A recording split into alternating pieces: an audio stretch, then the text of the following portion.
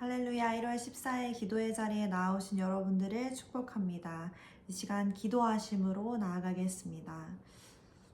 사랑해 주님 감사합니다. 이 시간 말씀을 사모함으로 또 기도함을 사모함으로 이 시간 주님 앞에 나온 모든 심령들을 기억하여 주시옵소서. 이 시간 가운데 주님 말씀의 은혜를 깊이 허락하여 주시고 또 기도함 가운데 성령 하나님의 깊은 임재를 경험할 수 있도록 은혜를 더하여 주시옵소서. 감사드립니다. 예수님의 이름으로 기도드렸습니다. 아멘. 이 시간 찬송가 384장 나의 갈 길 다가도록 함께 찬송하시고 요한복음 4장 43절에서 54절까지의 말씀을 봉독하도록 하겠습니다.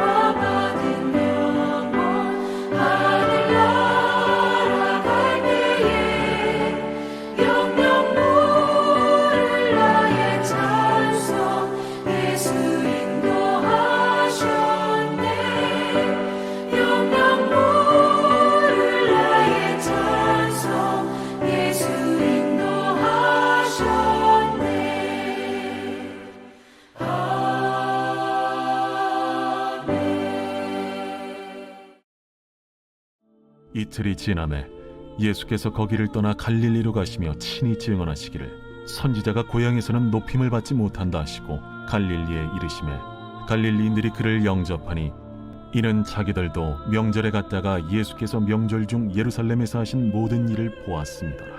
예수께서 다시 갈릴리 가나에 이르시니 전에 물로 포도주를 만드신 곳이라. 왕의 신하가 있어 그의 아들이 가버나움에서 병들었더니 그가 예수께서 유대로부터 갈릴리로 오셨다는 것을 듣고 가서 청하되 내려오셔서 내 아들의 병을 고쳐주소서 하니 그가 거의 죽게 되었습니다.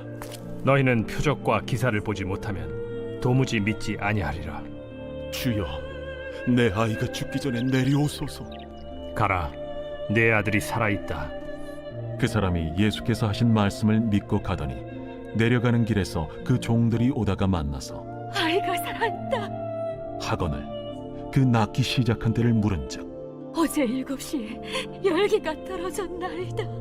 그의 아버지가 예수께서 내 아들이 살아있다 말씀하신 그때인 줄 알고 자기와 그 온 집안이 다 믿으니라. 이것은 예수께서 유대에서 갈릴리로 오신 후에 행하신 두 번째 표적이니라.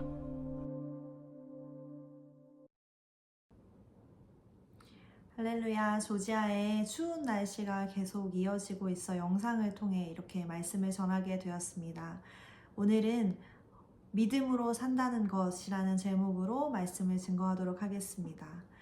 2025년이 시작된 지도 벌써 2주가 지났습니다. 새해를 맞이하며 다양한 목표와 계획들이 세워졌을 것이라고 생각되는데요. 새해를 시작하며 성도들이 가장 많이 다짐하는 영적인 목표 중에 하나는 믿음의 삶, 믿음으로 사는 한 해일 것입니다. 저도 그와 동일한 마음의 다짐들이 세워졌고 또 그 다짐들을 실천하기 위한 실천 사항들이 빼곡히 기록되어 있습니다. 여러분의 마음 가운데도 믿음으로 사는 삶에 대한 갈망과 소원함이 있으신 줄로 믿습니다. 그런데 저희가 그토록 원하는 믿음의 삶, 그 믿음의 삶은 어떤 것일까요? 어떻게 사는 삶이 믿음으로 사는 삶일까요? 오늘 이 아침 이 말씀을 통해 믿음으로 사는 삶을 깊이 묵상하게 되시고 또 결단 가운데로 나아가게 되시는 저와 여러분들 되시길 소망합니다. 오늘 요한복음 4장 43절 말씀에는 이렇게 기록되어 있습니다. 예수님께서 이틀이 지나시고 거기를 떠나 갈릴리로 가셨다고 하십니다. 그리고 그 갈릴리의 가나 지역에 또다시 이르시게 되었습니다. 이 갈릴리 가나 지역은 예수님께서 요한복음 2장에서 갈릴리 가나의 혼인잔치에서 머무셨던 지역입니다. 예수님께서 물을 포도주로 바꾸시는 표적을 보여주셨던 곳이기도 합니다. 그런데 얼마 지나지 않아 예수님께서 이 갈릴리 지역, 또 특별히 가나 지역에 다시 방문하시게 된 것입니다. 그런데 그곳에는 예수님을 간절히 기다리는 한 사람이 있었습니다. 바로 왕의 신하였습니다. 그 왕의 신하는 가버나움이라는 지역에 살고 있었고 병든 아들이 있었습니다. 그 왕의 신하는 자신의 병든 아들을 고치기 위해 자신의 아들을 고쳐주실 이를 찾아 갈릴리 가나까지 찾아오게 된 것입니다. 그리고 예수님께 나아가 자신의 아들을 살려달라 간청하게 되는 것이지요. 가버나움과 갈릴리의 거리는 약 20마일 정도 되는 거리라고 합니다.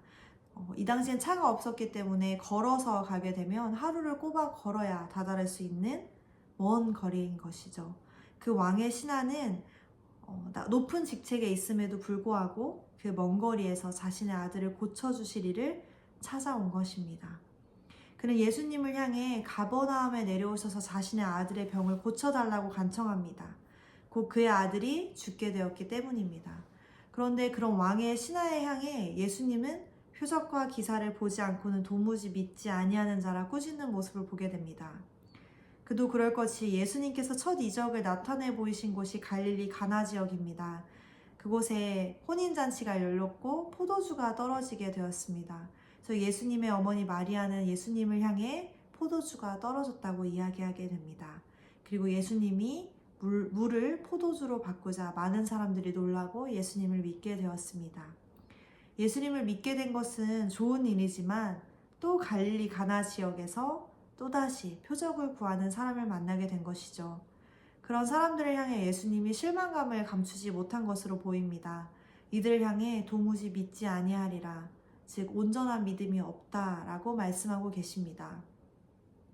많은 사람들이 하나님의 은혜를 경험합니다. 놀라우신 하나님의 은혜가 저희 모두의 삶 가운데 날마다 가득하고 넘침을 고백합니다. 그것은 우리를 사랑하시는 하나님의 은혜이고 또 선물입니다. 그런데 그것만을 구하는 것은 온전한 믿음으로 나아가는 것이 아닐 것입니다. 또 그것만을 바라보고 구하는 것 역시 저희가 간절히 구하고 소망하는 믿음의 삶의 모습만은 아닐 것입니다. 그런 꾸짖음을 받은 이 왕의 신하는 다시 한번 예수님께 간청합니다. 아이가 죽기 전에 가버나움으로 내려와 주시기를, 그리고 자신의 아들을 고쳐주시기를 간청합니다. 그러나 예수님은 그 청함에 응하지 않으시고 오히려 가라, 내 아들이 살아있다라고 대답하십니다. 그런데 이 왕의 신하가 이 말씀을 듣고 의아한 행동을 보입니다. 바로 50절에 그 사람이 예수께서 하신 말씀을 믿고 가더니 라고 기록되어 있습니다. 이 왕의 신하가 원했던 일은 예수님께서 가버나움에 직접 내려오셔서 자신의 아들을 치료해 주시는 것이었습니다. 사랑하는 아들이 그리고 가족이 죽을 위기에 놓여 있는데 가라, 내 아들이 살았다라는 예수님의 말씀을 듣고 바로 가버나움으로 돌아가는 것은 쉬운 일이었을까요? 결코 쉬운 일이 아니었을 것입니다. 분명 바짓가랑이를 붙들고 가버나움으로 모셔오지 않았을까요? 확인되기 전까지 예수님을 보내기 어려웠을 것입니다. 그러나 놀라운 것은 50절에 그 사람이 예수님의 말씀을 믿었다라고 기록되어 있습니다. 그리고 그는 가버나움으로, 아들이 있는 곳으로 한마디도 덧붙이지 않고 돌아 내려갔습니다. 예수님께서 책망하신 표적을 따라 믿는 것이 아니라 예수님의 말씀을 믿었던 것입니다. 오히려 자기 자신이 구하고 소망하던 일들이 눈앞에 펼쳐지지 않았고 예수님께서 말씀하신 것이 반드시 이루어질 거라는 믿음으로, 그리고 이 예수님은 당연히 그러한 능력과 권세를 가지신 분이라는 것을 믿고 돌아선 것으로 보입니다. 그것이 아니고서는 이 신하의 행동을 설명할 방법이 없기 때문입니다. 이런 믿음의 행보는 많은 신앙의 선조들에게도 동일하게 나타났습니다. 신약성경 히브리서 11장에는 많은 믿음의 선조들의 삶을 기록하였습니다. 믿음으로 노아는 보이지 않는 일에 경고하심을 받아 방주를 지었습니다. 믿음으로 아브라함은 부르심을 받아 갈 바를 알지 못하고 유업으로 받을 땅에 나아갔습니다. 믿음으로 아브라함은 자신의 귀한 독자 이삭을 번제물로 드렸습니다.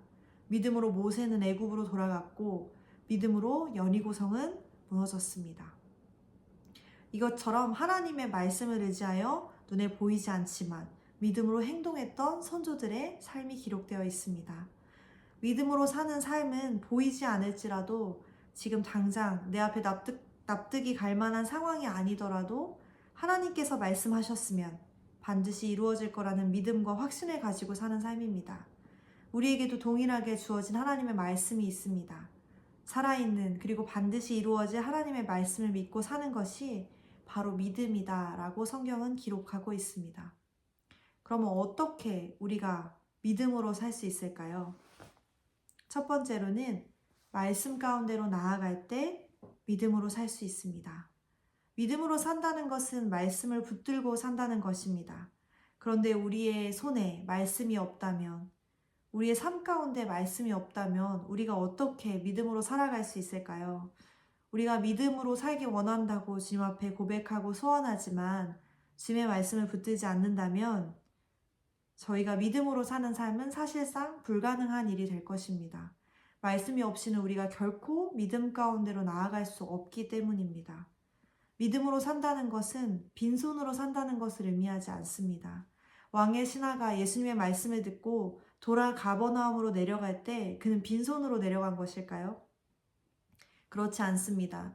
그는 양손 가득, 그리고 마음 가득, 심령 가득 하나님의 말씀을 품고 내려간 것입니다. 결코 그가 원하는 것을 얻지 못하고 허탕을 치고 돌아간 발걸음이 아니라는 것입니다. 때때로 믿음으로 사는 삶은, 말씀으로 사는 삶은 고되고 힘든 삶이라고들 생각합니다. 손에 쥔 것을 다 내려놓아야 한다고 생각합니다. 불확실성 가운데로, 불안 가운데로 들어가는 것이라고 오해합니다. 그러나 그렇지 않습니다. 마음 가득, 양손 가득, 심령 가득 말씀을 끌어안고 품고 살아가는 것입니다. 그렇게 살아갈 때 저희는 간절히 바라고 소망하는 믿음의 삶을 살아가게 될 줄 믿습니다. 두 번째로 말씀대로 실천하는 순종의 삶을 살아갈 때 믿음으로 살아갈 수 있습니다. 왕의 신하는 가라, 내 아들이 살아있다라는 예수님의 말씀에 즉각 순종합니다. 어떻게 순종했을까요? 정말 갔습니다. 그리고 정말 내려갔습니다. 그런데 놀라운 일은 정말 왕의 신하가 집에 내려가는 길, 돌아오는 길에 올라오던 자신의 종을 만나게 됩니다. 그리고 자신의 아들이 살아있음을 듣게 됩니다. 그리고 그 시간을 헤아려 보니 아들이 회복된 그 시각은 예수님께서 가라고 말씀하신 그 시간, 그리고 그 말씀을 믿고 돌아 내려온 그 시간이라는 것을 오늘의 본문이 증거하고 있습니다. 하나님의 말씀은 모든 사람에게 동일하게 주어졌고 또 차별이 없으신 하나님은 모든 사람에게 말씀하십니다. 그 말씀에 귀를 기울이시고 또 그 말씀에 순종하는 하루하루를 살아가 보시기라 결단해 보십시오. 하나님의 말씀, 하나님은 매 순간 매일매일의 삶 속에서 하나님의 백성들을 향해 크고 작은 그 순종의 믿음을 요구하십니다. 그 순종의 믿음의 걸음을 떼어보시기를 축복합니다. 주의 말씀을 의지하여 순종할 때 우리의 믿음의 역사가 시작될 것입니다. 베드로는 밤이 새도록 수고하였지만 주의 말씀을 의지하여 깊은 곳에 다시 그물을 던졌습니다. 그때 하나님의 역사가 나타났습니다. 그리고 베드로는 믿음의 사람이 되었습니다. 사랑할 수 없는 사람들을 사랑해보고 또 주의 말씀을 전파하리라, 쉬지 말고 기도하리라, 실제 삶 가운데서 주의 말씀을 의지하여 순종의 삶을 실천해 보시길 축복합니다. 그렇게 될 때 저희의 삶이 믿음으로 사는 삶이 될 줄을 믿습니다. 말씀을 맺겠습니다. 오늘 요한복음에 나타난 왕의 신화를 통해 믿음으로 산다는 것은 하나님의 말씀을 믿는 삶이라는 것을 다시금 기억하기를 원합니다. 저희가 늘 날마다 믿음으로 살리라 다짐하고 결단하고 또 소원하지만 때때로 가장 중요한 것을 잃어버리고 여러 가지 행위들을 통해 믿음의 삶을 채워가려고 할 때가 있습니다. 그러나 믿음으로 사는 삶은 말씀을 살아계신 하나님의 말씀으로 믿고 때때로 보이지 않고 이해되지 않을지라도 반드시 약속한 것을 이루실 그 약속의 말씀을 의지하며 순종하는 삶의 걸음입니다. 그러한 삶을 결단해 보시는 그러한 2025년 믿음으로 사는 한 해가 되시는 여러분들 되시길 주님의 이름으로 축복합니다. 이 시간 주신 말씀 가지고 기도하기 원합니다. 기도하겠습니다. 하나님 아버지 감사합니다. 오늘 이 말씀을 통하여 믿음으로 사는 삶을 다시 한번 묵상하고 기억하게 하시면 감사를 드립니다. 아니, 믿음으로 사는 삶은 저희가 원하는 것을 주님께 아뢰는 것도 아니요, 정말 저희가 원하는 것을 얻는 것도 아니고 또 기도를 많이 하고 말씀을 많이 읽고 큐티 생활을 잘하는 것에 그치지 않은 것임을 저희가 깨닫게 되었습니다. 믿음으로 사는 삶은 온전히 하나님의 말씀을 붙들고 사는 삶이 곧 믿음으로 사는 삶임을 저희가 알게 되었습니다. 저희가 이 믿음으로 사는 삶으로 나아가도록 결단케 하여 주시고 각자의 삶 가운데 말씀에 향한 순종의 발걸음과 그 말씀을 붙드는 결단이 일어날 수 있도록 주여 축복하여 주시고 은혜를 더하여 주시옵소서. 감사드리며 예수님의 이름으로 기도드렸습니다. 아멘. 오늘 하루 가운데서도 말씀의 은혜가 가득하신 하루 되시기를 축복하고 응원하고 기도합니다.